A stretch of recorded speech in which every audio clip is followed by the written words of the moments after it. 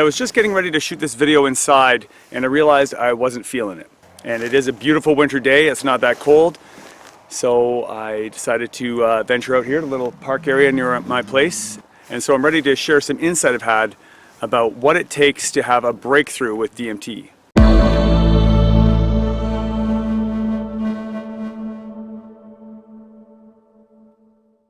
Since I've had 4 experiences with DMT now, and it was only one, not counting my 5-MeO experience, which was incredible, but it was my first time that I ever did DMT where I had a breakthrough. And I hesitate to even get into this because it's kind of ironic that the desire to break through can be very egoic in and of itself. So it's like our ego wants to achieve this breakthrough. So we're going into it already with an expectation that can hold us back from having that profound experience. So I just want to couch this this advice with that sort of awareness that you can have about where is this need or this desire or this want coming from to achieve this breakthrough. Because I've had 3 major breakthrough experiences related to entheogens in my life, and the first one was my first DMT experience, and then very shortly after that was 5-MeO, and then out of nowhere experience with psilocybin mushrooms, which all of these were completely unexpected, and like they actually they were pretty freaky because of that. I wasn't going into it looking for that breakthrough experience. I was just going in with a sense of openness, just a strong sense of curiosity and openness to whatever would come out of it. Now, that being said, I did have an intention going forward, but I certainly didn't know what to expect. I had no idea what to expect, which is why they're unexpected. And I think that was part of what allowed it to be the breakthrough that it was.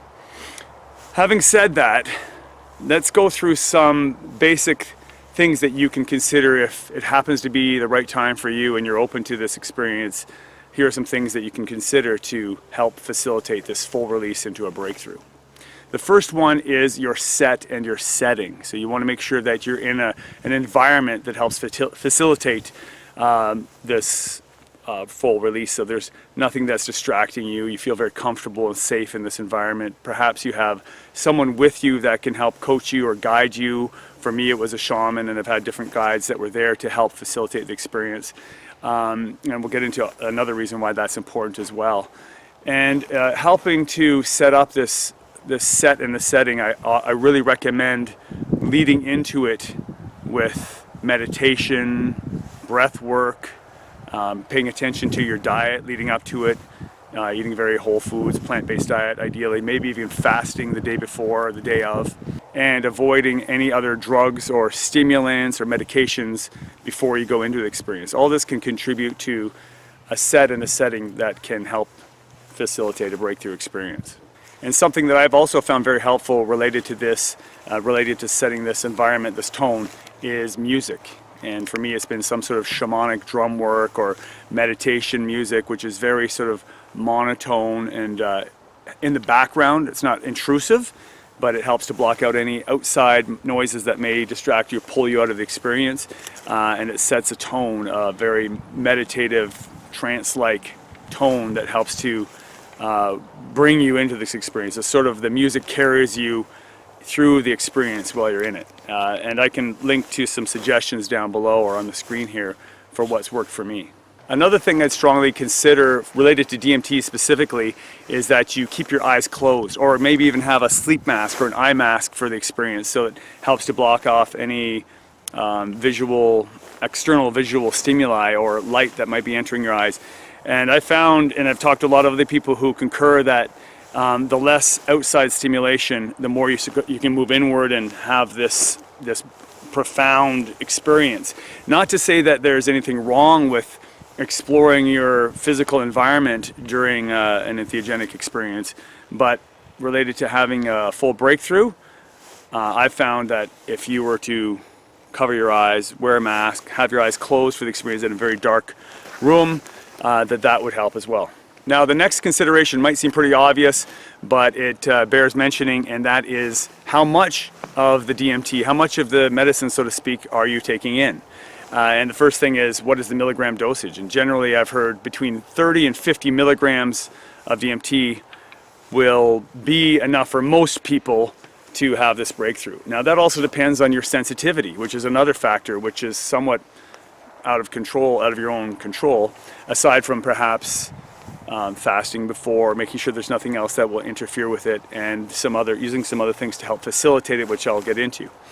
So, getting the right strength or dosage of the DMT, but then also, how are you administering it? How are you ingesting it? How are you inhaling it? So, I have now DMT by vape, and a vape pen, and as incredible as it is, I think it would be hard to get enough in of the medicine in a vape to have a breakthrough experience.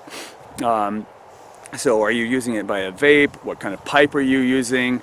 That would be one consideration, so that you can get enough in before you sort of drift off. That being said, it's very important to have someone else there who you trust, you feel safe with, whether it's a guide or shaman or a trip mate, that can hold the pipe or the vape or whatever it is, hold it for you once you get past a certain point, because what tends to happen is once you get a critical dosage in, that body load really brings you into a deep state of relaxation. So even before you blast off, you're going to probably go, at least my experience for myself, as I go very limp. And so when I was vaping, by the third or fourth pull, I'm like, that arm's going down. There's nothing that would help me bring it up. And if I am trying to really focus on getting that next breath in, it sort of distracts you. It's like you're hanging on. You can't release into the experience. So having someone there to help hold the pipe for you and guide you and encourage you to keep breathing, keep going, keep going. So as you're going, you make sure you're continuing to take in medication, take in the medicine, because it will be, most likely, it won't be enough. You won't have ingested enough to fully release once you go limp. You still need to take a little bit more in. So have someone there to help hold it for you, help encourage you to breathe in deeply. You want to take in a nice full deep breath. Hold it for at least 10 seconds, inhaling, making sure you're getting it right into your lungs. Hold it, and then as soon as you release the air, take another one in and keep going like that. So that's a consideration too, how much you're able to breathe in, and that's also related to whether you're coughing, whether you're fully inhaling it really. You could take a bunch of breaths, but you're kind of resisting or coughing, or if you're sensitive to it. So that's another factor which you need to consider. So if you've been used to vaping or inhaling, or if you smoke cannabis or something, perhaps you'd be more used to it. If it's new to you and you have a little bit of irritation from the heat of it or whatever it might be, you might cough up a little bit and not get in as much of the DMT in each breath. So that is something to consider that might be somewhat out of your control, but that you might consider when you're going into it, to be open to fully inhaling slow and long and full. And even if you feel the tickle, if you can, in your throat, if you can breathe through that and hold, and then even when you feel it coming on, keep going. The next consideration is related to your sensitivity to the DMT, and that is to ingest an MAO inhibitor, or a monoamine oxidase inhibitor, hope I got that right, before you take the medicine, before you inhale the DMT, about half an hour before. And Syrian Rue is a very common one that I found very effective. And this will help to increase your sensitivity to the DMT. So whether you have it in a tea or another form of ingesting the Syrian Rue, and there are other forms of mild MAO inhibitors, such as passion flower tea, which I've found somewhat effective as well. So that's something that that I would highly recommend you have at least a half an hour before your experience. But finally, what it comes down to, even if you pay attention to all of the considerations which I've mentioned, finally what it comes down to is, are you ready to completely surrender to the experience? Can you let go? And this is something which is a difficult thing to address. I've talked about it in other videos, because letting go or surrendering is not something you do. It's something that happens. It's a non-doing. So it's something that you can't really force yourself into. It's whether you're ready to let go of this your egoic attachment. If you've done a lot of work before with psychedelics or with meditation, you may find it easier. You may have a sense of what that releasing and letting go of your, false sense of self is like.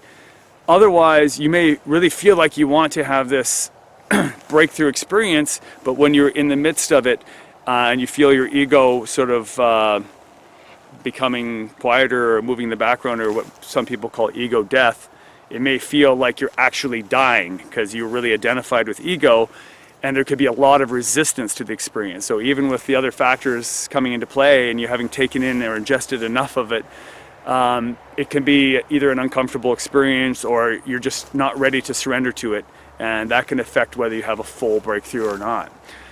So this is where it's something you just have to be open to, and this is that sense of openness for whatever comes, which I think is very important, and that acceptance of whether it is how you expected it to be or whether it meets what your intention was going into it.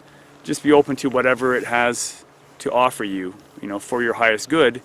Maybe completely outside of and for me it was completely outside of any realm of expectation that it could have possibly had, and I'm sort of thankful that I didn't have a lot of references with which to compare it to or expectations for what it might offer me going into it, because that led me to be very open to it. And I found since then, a couple of experiences, I sort of had a preconceived notion of what I wanted. I was sort of chasing the dragon. I wanted another breakthrough, and that has held me back somewhat from having that, which is okay. And that's the final thing I wanted to talk about with this is, if you don't have a breakthrough, that's okay too. Let the experience be what the experience is going to be for you. And we're all going to be exposed to what's right for us when it's right for us. So I hope this answers some questions for some people who have had some questions around this, and it's something that I've been thinking about, and I'm happy to share it. I'm sending you love and light, and until next time, stay awake.